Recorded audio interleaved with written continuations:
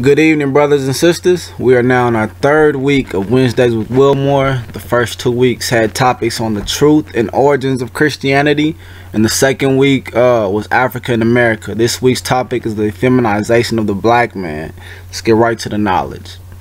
Let's first talk about the history of man. As you can see, even in Egypt, men wore skirts and wigs.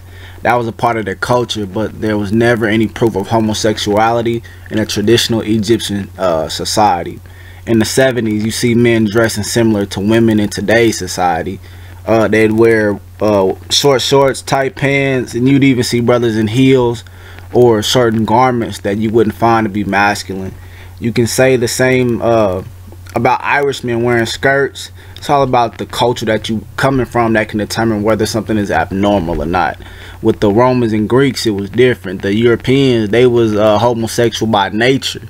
And the Africans didn't turn to that lifestyle until it was forced upon them. And I bet you're thinking, how can homosexuality be forced upon somebody? Well, let's look at the history. During slavery, white slave masters would partake in something called buck breaking. Buck breaking was the raping of black men in front of the entire plantation. White slave masters would beat the male slave into submission. After that occurred, the white slave master would force other slaves to hold the buck down over a tree stump. By that time, the buck was fully naked and exposed. The other slaves knew that if they didn't submit to the master's orders, that they would be next. So after they got the buck forced over a tree stump, the master would remove his clothes and then proceed to rape the buck in front of his family and other slaves within the plantation.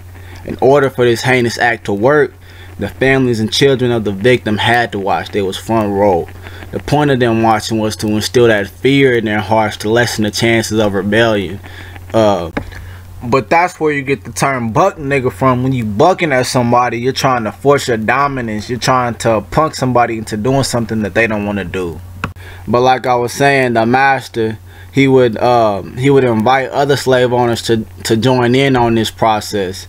And that's where you get the sex farms from. It had got to the point that in those sex farms there would be a section for little girls from the ages of 8 to 18, and they would always get a black male who was effeminized to help sell these young girls. Kind of like how you see in the music videos. He would go around and advertise them as if they were just a piece of meat.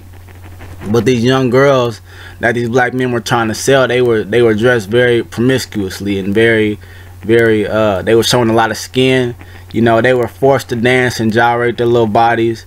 And while this was going on, you would always see the best dressed male slave on the plantation right there with them.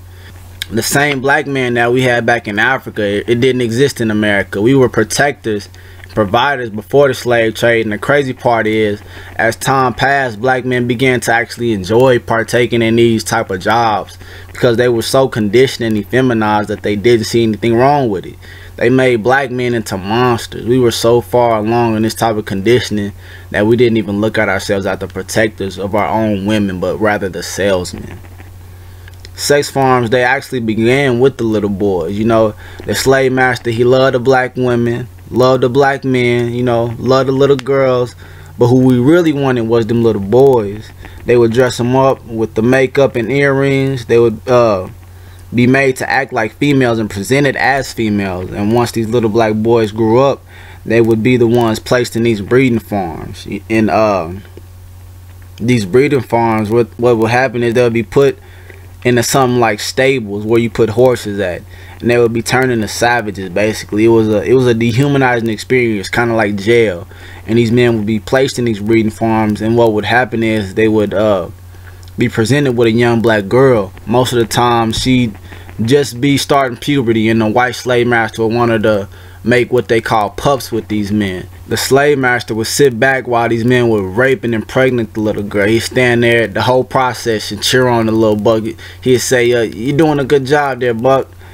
Buck breaking, in my opinion, was the beginning of the feminization of the black man. Now, when we talk about present day, we got to discuss the jails. Let's talk about the jails. Jails are obviously a part of the feminization process, and you know, sodomy in the jails is very popular, and it hasn't stopped, and it hasn't been attempted to be stopped ever since jails existed. And I feel like it's going on, and they keep letting it go on because they mostly know black men fill up the jails, and when they leaving as some punks. Let's just keep it real. Over 200,000 men are being raped in prison yearly. Black brothers are being put at a ratio of 1 out of 15. Every one black male out of 15 is going to jail, versus a white man who's being locked up. Every one white man out of 106 is going to jail. And that's a huge difference. And people will say sagging started in the jails. That's incorrect. Although the modernization of sagging started in jails, the trend to wear your pants lower than your waist started in slavery, and that was on accident because slave masters did not allow slaves to wear belts because they figured it would increase the chances of them running away. See, Negroes, they always talking about slavery is old and outdated.